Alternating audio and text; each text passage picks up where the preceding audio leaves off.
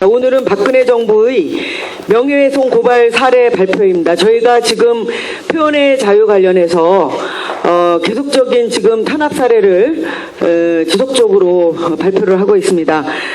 오늘 주관 단체는 표현의 자유와 언론 탄압 공동 대책위원회입니다. 그리고 주체는 이종걸 의원, 유승희 의원, 노웅래 의원, 문병호 의원, 배재정 의원인데 오늘 이 자리에 노웅래 의원님 오셨습니다. 배재정 의원님 오셨습니다. 감사합니다.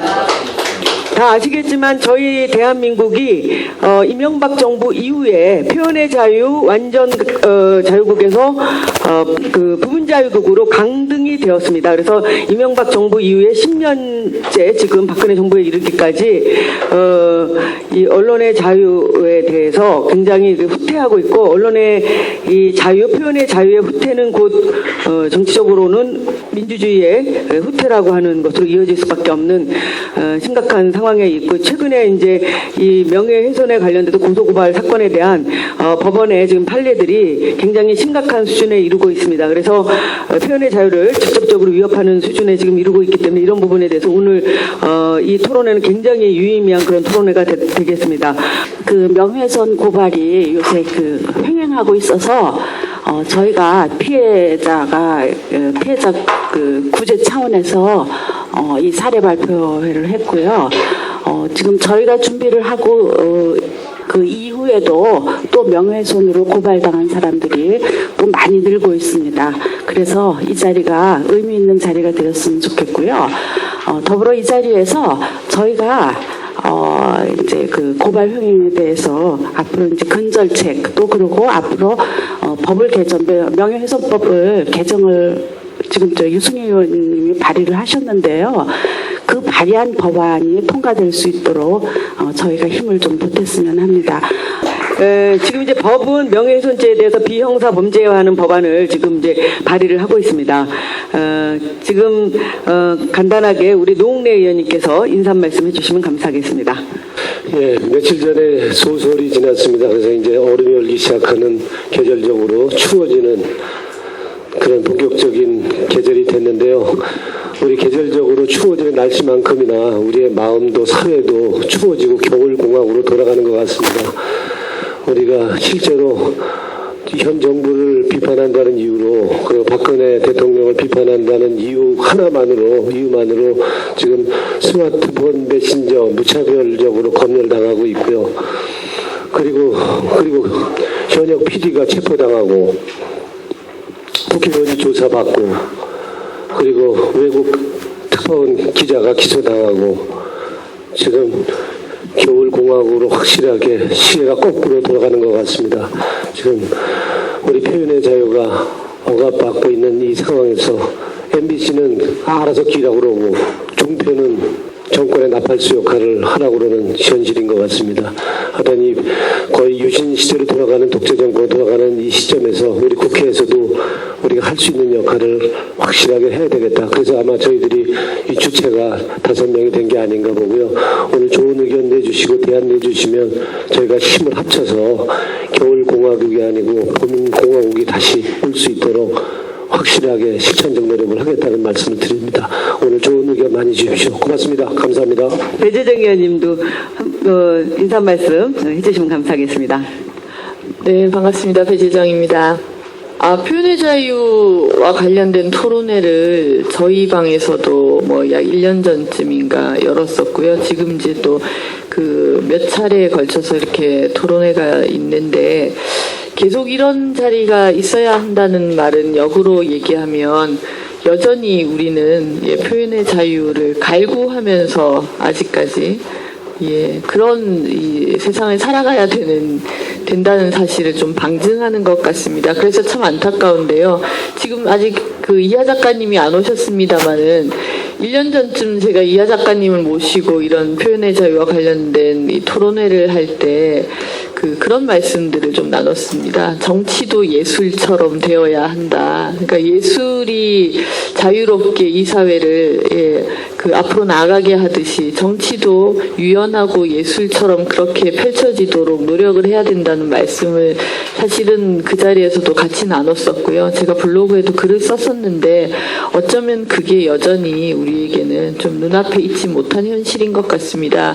네, 오늘 명예훼손 고발 관련 사례 발표는 미디어오늘 보도 고발 현황과 문제점 신학님, 미디어오늘 사장님 발표해 주시고 시사만평 고발 현황과 문제점은 손문상 화백님, 김학의 전 차관 성매매 글 관련 사례와 문제점은 김상호 님께서 해주시겠습니다. 그리고 토론은 박경신 교수님, 이하 하관님, 유창선 시사평론가님, 한웅 변호사님, 그리고 임광빈 목사님께서 인권목회자 동지회 한국기독교협의회 총무님께서 발표를 해주시도록 하겠습니다. 예. 그러면 먼저 미디어오늘 보도고발 현황과 문제점에 대해서 신학님, 미디어오늘 사장님께서 발표를 해주시겠습니다. 반갑습니다. 왜 저 기자나 편집국장이 안 나오고 사장이 나왔냐 그런 생각이 좀 드실 거라고 생각이 됩니다. 명예훼손으로 피소가 되든 아니면은 국가본수 모독죄로 피소가 되든 미디어오늘의 그 보도에 대한 책임은 기자에게도 있지만 대표이사, 편집인 저에게도 있기 때문에 책임질 일은 대표이사, 편집인 지겠다는 그런 뜻도 담겨 있습니다. 우리가 흔히 언론의 자유할 때 여기 언론사의 기자들께서 많이 취재를 와 계시지만은 우리 시민들도 그렇고 약간 오해하는 게 있지 않을까 싶습니다. 그거는 언론의 자유하면 기본적으로 언론의 자유는 표현의 자유가 핵심이라고 저는 이해합니다. 그런데 간혹 이 언론의 자유를, 표현의 자유를 언론사의 자유 혹은 언론사주의 자유 혹은 보도하는 기자들만의 자유로 해석하거나 받아들이는 분위기가 종종 있습니다. 기본적으로 우리 헌법도 그렇고 표현의 자유가 핵심입니다. 누구든 자기가 표현하고 싶은 것을 의견을 포함하여 자유롭게 말할 수 있어야 민주주의가 승리를 한다고 합니다. 표현의 자유와 관련해서 꼭 제가 발표문에는 넣지 않았습니다만 꼭 말씀드리고 싶은 게 있습니다. 우리가 흔히 언론의 자유를 제대로 누리고 있는 나라를 예로 들 때 미국을 예를 많이 들죠. 우리가 미국도 좋은 게 있고 나쁜 게 있는데 좋은 것은 받아들여야 되지 않겠습니까? 바로 미국의 수정헌법 제1조입니다. 미국의 수정헌법 제1조는 언론의 자유에 관한 조항으로 대표가 되지만 거기에는 사상의 자유도 들어있습니다. 언론의 자유는 기본적으로 사상의 자유를 동반하거나 전제하지 않는 언론 자유는 없습니다. 그거는 허구입니다. 그래서 언론의 자유라고 표현의 자유라고 얘기할 때는 반드시 사상의 자유를 전제하거나 동반해야 언론의 자유가 성립하고 완성된다고 봅니다. 미디어오늘에 대해서 심상근 씨의 홈페이지에 들어가서 그대로 5자 8자까지도 그대로 제가 전제를 했습니다. 미디어오늘에 대한 고발장을 접수할 때 오마이뉴스, 경향신문, 미디어오늘 보도에 대해서 고발했다고 밝히고 있습니다. 그런데 경찰이나 검찰에서 현재까지 저희 미디어오늘 회사나 혹은 저한테 경찰에 와서 혹은 검찰에 와서 조사를 받으라고 소환 전화를 받은 사실은 없습니다. 아마 저는 굉장히 고민하고 있지 않을까 생각을 합니다. 그 발표문에 제가 간략하게 언급한 내용을 말씀드리겠습니다. 저희 미디어오늘은 사실은 이게 이렇게 명시적으로 말씀드리는 것 자체가 사실은 쑥스러운 일이기는 합니다. 언론은 기본적으로 어떤 성역도 인정하지 않아야 되지만 지금 대부분의 우리 언론들은 광고주나 권력의 눈치를 보는 그런 관계에 있기 때문에 실제로 아무런 성역도 인정하지 않고 자유롭게 보도하는 언론사는 제가 볼 때는 그렇게 많지는 않습니다. 이 시대에 어떻게 보면 불행이라고 볼 수 있습니다. 저희 미디어 오늘은 언론을 감시하고 돈을 가진 검력을 가진 재벌을 감시하고 정치 권력을 감시하고 사학재단을 감시하고 이렇게 한국 사회에서 의미 있는 영향력을 행사하는 권력, 어떤 형태의 권력에 대해서도 감시하고 있다는 그런 원칙을 가지고 있습니다. 그래서 일반적인 언론사에서 보도하는 것보다는 훨씬 더 어렵습니다. 언론사의 보도에 대해서 보도를 해야 되니까요. 그래서 언론중재위원회에 중재 신청을 많이 당하기도 하고요. 또 민행사상의 소송을 당하기도 합니다. 직접적으로 관련은 없지만 지금 MBC 보도국장을 만나러 기자가 갔다가 약속하지도 않았고 들어오지 마라 그래서 잠깐 있다 나왔는데 검찰에서 기소를 했습니다. 업무방해. 근데 업무방해죄가 성립 안 하니까 고발장에도 없는 내용으로 기소를 했습니다. 검찰이 퇴거불응죄를 이렇게. 저는 다른 일반적인 취재원이 미디어오늘 기자를 고소고발하는 것은 이해할 수 있다고 봅니다. 퇴거불응에 대해서도 퇴거불응을 이유로 고소고발할 수 있다고 보지만 다른 데도 아니고 취재를 하고 보도를 하는 방송사가 무수한 기자와 PD를 내보내가지고 취재하는 방송사가 자신을 취재해온 언론사를 퇴거불응이나 혹은 업무방해로 고소했다는 것은 그건 언론이기를 포기했다. 그래서 저는 MBC는 더 이상 언론이 아니다 이렇게 얘기를 합니다. 그런 말씀을 드리고요.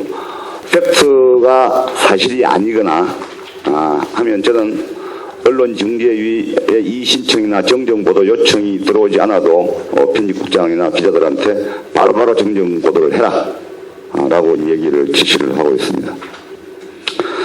4페이지로 넘어가겠습니다. 심상권 씨의 미디어오늘 고발에 대한 입장을 간단하게 말씀드립니다. 첫 번째, 저희는 크게 개의치는 않습니다.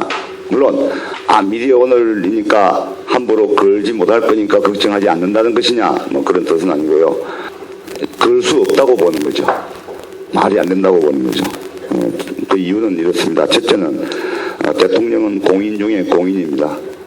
그 명예가 훼손당하는 게 싫으면 공인의 자리에 안 가면 됩니다. 공인 자리에 공인 중에 공인의 자리에 갔으면 우리나라 대통령의 주위에 올라가면 모든 법률적 정치적 부담을 다 지겠다고 국민 앞에 공언하는 것이죠. 가뭄이 들거나 홍수가 지거나 오랫동안 그렇게 천재지변이 나도 이건 임금이 부득해서 혹은 대통령이 부득해서 그렇다라고 우리 흔히 이야기하지 않습니까? 무한 책임을 지는 자리라서 그렇습니다. 두 번째는 여기 이제 유승희 의원님 사회자가 계시지만 우리 문병호 의원님 과거에 노웅래 의원님이나 집권했을 때 국회의원을 하셨습니까? 그렇죠. 예. 우리 배재정 의원님만 이제 열린우리당 민주당이 집권했을 때 이제 국회의원을 하셨는데 과거에 보면은 지금도 그거는 마찬가지일 거라고 보는데 대통령의 행적을 다른 사람은 다 몰라도 국가안보나 신변 경호상의 이유 등등에서 다 몰라도 두 사람은 청와대에서 알게 돼 있는 것으로 알고 있습니다. 그 두 사람이 누구냐? 경호실장하고 비서실장입니다. 경호실장이나 비서실장은 반드시 대통령의 행적에 대해서 알 수 있도록 되어 있습니다. 그런 비서실장이 몰랐다고 대답했으면 이것은 굉장한 사건입니다. 세 번째, 의로 침몰은 그 자체로 사고로 볼 수 있습니다. 물론 그 사고에 이르기까지 원인들을 또 이렇게 챙기지 못한 법률적 혹은 정치적 여러 가지 또 책임이나 문제들은 있지만 어쨌든 침몰은 사고로 볼 수 있지만 그 이후에 참사로 바뀌는 과정에서는 정부나 구조당국이 전혀 제 역할을 전혀 못했을 뿐만 아니고 지금 악의적인 고의까지 엿보인다고 언론들이 보도하고 있는 거죠. 그래서 그 과정 중에 대통령께서 7시간 만에 나타나서 구명조끼 운운하는 그런 국민들이 받아들이기 어려운 발언을 더더구나 했기 때문에 이것은 모든 언론기관의 보도 대상이 될 수밖에 없다. 그리고 그 7시간의 행적은 그 자체로서 고정된 현안이 아니라 그 현안은 계속 발전하는 겁니다. 그 이후에 청와대 비서실장이나 참모들이나 정부 당국에서 어떻게 설명하느냐에 따라서 계속 7시간의 행적에 관한 보도는 새로운 보도로서 계속 존재하는 거죠. 보도가 발전하는 겁니다. 상황 자체가 바뀌니까요. 네, 다섯 번째로 넘어가겠습니다. 제가 여기서 굳이 워싱턴 포스트의 이 발행인이자 오나 주주였던 필립 그레이엄의 유명한 얘기를 언급한 이유가 있습니다. 기본적으로 언론의 보도는 역사를 거칠게 최초로 기록한 거다. 굉장히 중요한 얘기입니다. 왜 그럼 여기 라프라고 하는 거칠게 기록했다고 얘기하느냐? 여기 이 방에 계신 모든 분들, 주최 측 국회의원도 그렇고 오늘 토론자로 나오신 분도 그렇고 시민도 그렇고 기자 여러분들께서 가령 자기가 잘 아는 사건, 동네에서 혹은 보도의 대상이 자기나 혹은 자기 가족이 되었을 때 언론 보도를 한번 보시면 반드시 틀리게 보도한 내용이 지역적인 문제에서 반드시 발생합니다. 어떤 경우는 남자를 거기에 등장하는 인물을 남자를 여자로 해놓은 경우도 있고 나이를 한 살, 두 살이 아니라 대여섯 살 틀리게 해놓은 것도 있고 틀리게 되어 있습니다. 안 틀리는 기사가 거의 없습니다. 예를 들어서 그 기사가 뭐 불이 났다. 그래서 한 달락짜리다. 그러면 모르겠는데 보통 몇 달락만 돼도 그 중에는 지역적인 문제, 그 기사의 본질적인 내용은 아니라 하더라도 지역적인 문제에서 반드시 오류가 발생하게 되어 있습니다. 그러면 완벽하게 다 취재해서 쓸 수 있느냐? 이게 이제 문제가 되는 거죠. 그래서 필립 그레이엄은 거칠게 기록한 거다. 역사를. 어떤 사건. 여기서 히스토리를 사건으로 대입을 하면 됩니다. 어떤 사건이나 현상이 발생했을 때 그것을 거칠게 최초로 드래프트 기록한 거다. 그것이 기사다. 보도다. 뉴스 보도다. 그러니까 완벽하게 모든 것을 정확하게 쓸 수 없다. 이것을 인정을 해야 됩니다. 이거 인정하지 않으면 언론사가 존재할 수 없고 보도도 존재할 수 없습니다. 본질적인 건 물론 틀리면 안 됩니다. 그것을 이 기사는 이야기하고 있습니다. 간단한 제 말씀을 맺도록 하겠습니다. 그러니까 요 구절을 해석을 해서 박근혜 대통령의 7시간 행적을 얘기하면 박근혜 대통령의 7시간 행적은 4월 16일 날 발생한 것이지만 현재도 그 사건은 계속되고 있다. 상황이 진척되고 있는 겁니다. 좋은 쪽이든 나쁜 쪽이든 혹은 국민들의 의혹이 명쾌하게 해소되는 쪽이든 아닌 쪽이든 7시간 사건은 지금도 계속 발전하고 있습니다. 그러니 당연히 보도하는 겁니다. 그래서 지금 유성희 의원님이나 노웅래 의원께서 지금 표현의 자유를 이 이명박 정부부터 시작해서 박근혜 정부 들어서 노골적으로 일반 시민에까지 공포를 겁주기를 지금 하고 있는데 제가 볼 때 이것은 대단히 청와대가 박근혜 대통령이 대통령에 대한 모독이 도를 넘었다고 한 것은 명시적으로 검찰한테 지시한 것이나 다름없다. 이렇게 보면 저는 그렇게 해석합니다. 그러면 검찰이 지금 일반 시민들까지 이렇게 겁을 주고 언론사를 무차별적으로 심지어는 변호사들도 지금 민변소속 변호사들을 기소하고 형이 확정되지도 않은 변호사를 사상 유례가 없이 이렇게 기소하고 겁을 주고 하는 것은 결국에 세월호 참사의 본질에 다가가기 위해서 민변소속 변호사들이 여야가 합의한 특별조사위원회의 위원으로 위촉될 가능성이 대단히 높은데 그것을 원천적으로 차단하겠다. 그런 뜻으로 해석할 수밖에 없습니다. 결국 제 결론은 이것은 부메랑이 될 거다. 간단한 부메랑이 아니라 굉장히 엄청난 부메랑이 될 거다. 그렇게 봅니다. 제가 이제는 여담입니다만은 박근혜 대통령하고 저하고 의견 일치가 완벽하게 되는 게 하나 있습니다. 헌법은 고치면 안 된다는 겁니다. 그러면 헌법은 왜 고치면 안 되느냐? 이유는 서로 다릅니다. 물론 이제 같은 것도 다른 이유도 같은 게 있고 다른 게 있는데 왜 헌법을 고치면 안 되냐? 헌법 논의에 개헌 논의에 들어가는 순간에 민생은 실종될 가능성이 대단히 높습니다. 그 점은 박근혜 대통령의 의견에 100% 동의합니다. 또 다른 또 이유는 제가 또 따로 있는데 그건 제가 굳이 말씀드리지 않겠습니다. 그러면 지금 사상의 자유, 표현의 자유, 언론의 자유를 억압하면 할수록 언론이나 시민들은 가만히 있을 겁니까? 그런 논쟁으로 가면 민생이나 경제 살리기에 그 관점을 돌린다고 해서 경제가 살아나지는 않기 때문에 박근혜 대통령은 유신으로 돌아갔다. 아버지보다 오히려 더하다. 라는 소리를 듣게 되면 박근혜 대통령이 된 원래 목적, 소기의 목적을 달성할 수 없습니다. 박근혜 대통령이 대통령 된 것은 박근혜 대통령이 생각하는 아버지의 평가를 제자리에 돌려놓겠다는 건데 박근혜 대통령이 이렇게 아버지가 했던 것보다 더하게 표현의 자유를 탄압한다면 결국에는 박근혜 대통령도 욕먹고 아버지도 욕먹일 거다. 물론 아버지는 유신 독재를 죽을 때까지 대통령 하신 분이지만 둘 다 욕먹는다. 그렇게 되면 박근혜 대통령은 대통령이 되려고 했던 목표를 달성 못한다 이렇게 봅니다. 민생과 민심과는 박근혜 대통령이 완전히 반대 방향으로 가고 있습니다. 그래서 검찰이 기소하면 기소당하고 법정에서 싸우고 그렇게 할 생각입니다.